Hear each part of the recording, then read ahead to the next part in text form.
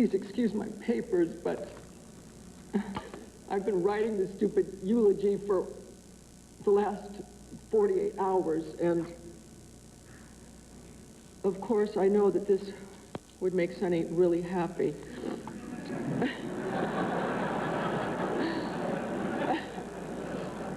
It's like Den said, he got the last laugh on you. So, because I've had to write some of it down doesn't mean that I'm unprepared. It just means that I'm over-prepared and that this is probably the most important thing I've ever done in my life. Don't pay any attention. This is probably going to happen from time to time. And I also know that he is someplace loving this.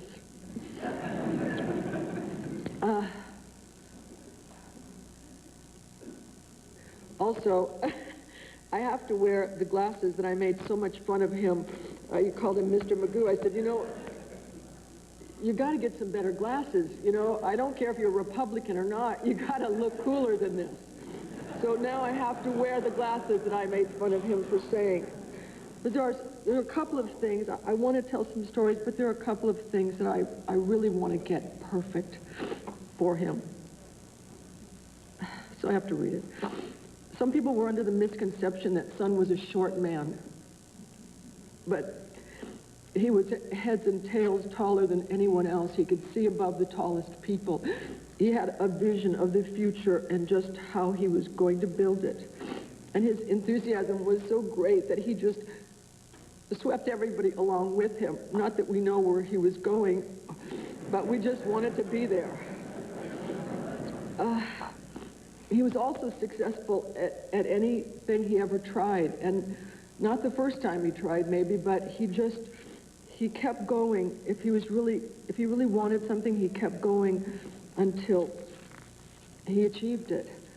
Once he told me that when he was a teenager, he got his nose broken 6 times because he used to get into fights with guys that were much bigger than him.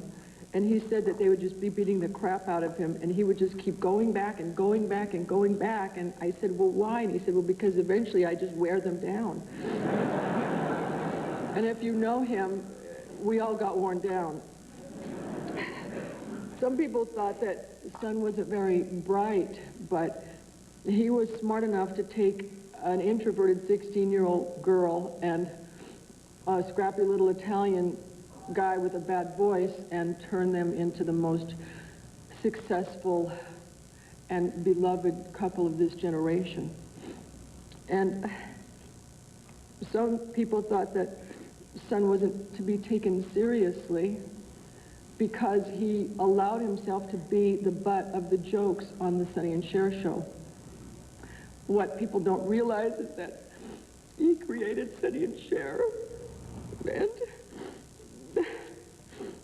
and he knew what was right for us, you know? He just always knew the right thing, and he wanted to make people laugh so much that he had the confidence to be the butt of the joke because he created the joke. When I was 16 years old, I met Sonny, Salvatore Philip Bono, and the first time I ever saw him, he walked in this room, and I had never seen anything like him before in my life. Because he was Sonny a lot, way before we were Sonny and Cher. He had this thing about him, and he walked into this room, and I swear to God, I saw him, and like everybody else in the room was just washed away in this kind of soft focus filter, kind of like when Maria saw Tony at the dance. And I looked at him, and he was, you know, he had this like weird hairdo between Caesar and Napoleon. As a matter of fact, one of the first things that he ever told me was that he was a descendant of Napoleon. And that his father had shortened the name of Bonaparte to Bono when they came to this country. But that he didn't want to make too big of a deal out of this. Now, you have to realize, at this time, he was talking to a girl who thought that Mount Rushmore was a natural phenomenon. So we were definitely a marriage made in heaven. I lied to him about how old I was. I've told this story, but somehow it always keeps coming back. I told him that I was 18, and of course I wasn't. And I was the most bizarre 16-year-old that you probably would come across. I had all kinds of phobias and all kinds of insecurities and all kinds of energies that just couldn't be harnessed except son saw something. And I didn't have a place to stay, and he said, well, you know, you could come and live with me because I have twin beds, and really I don't find you very attractive. And I didn't really know how to take it, but I was really glad to have a place to stay. And when people would call or come over and say, who's that girl? He would say, oh, that's just Cher. And we spent this whole time together, and I was just Cher. And he just kind of, you know, I was this kid, and he kind of took care of me. And then I told my mom I was living with a stewardess, and every time that my mom would call, I always said, Mom, call me before you come over. Every time my mom would call, I would grab all of Sonny's clothes, and I would run down the street and throw all of his clothes into my girlfriend's living room window. And I lost most of his clothes that year. And one time he came into the house, and he had his jockey shorts in his hand, and he said, Cher, you've just got to stop doing this. I found these on the street. So nothing happened with us romantically until my mom made me move out. And then when I was packing my things, we both just looked at each other and we started crying, and I didn't even know why. And then I just realized once I was there that I missed him so much. I was so used to him. It was such a part of my life. And I also had to tell him at that time that I wasn't 18, that I was 16, but I was 17, but I was about to turn 18. And when we were crying, he actually cried too. I said, well, I'm not 17 about to turn 18. I'm 16 about to turn 17, but I can't go through the rest of my life without you. And so if my mother threatens to put you in jail, could you just do it anyway? Well, so my mother kept threatening all that year. But then I turned 18 and everything was all right. I want to close, but